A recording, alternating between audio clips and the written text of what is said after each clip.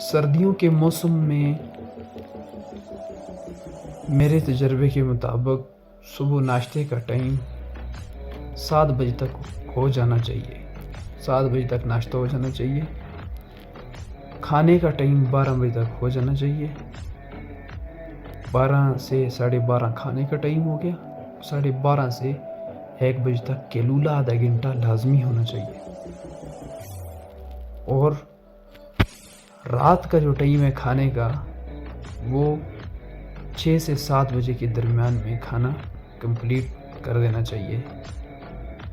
اور قہوہ چاہے کھا لی پی لی، اور رات کو 8 بجے 8:30 کے قریب کچھ اخروٹ کھا لیے یا کچھ چیز بھی کھا لی. تو یہ وقت ٹائم ٹیبل سردیوں کے لیے کھانے کا بہترین ہے. اس سے بڑی صحت مند زندگی گزر سکتی ہے اگر ہم اس کے اوپر عمل کرنے لگ جائیں تو.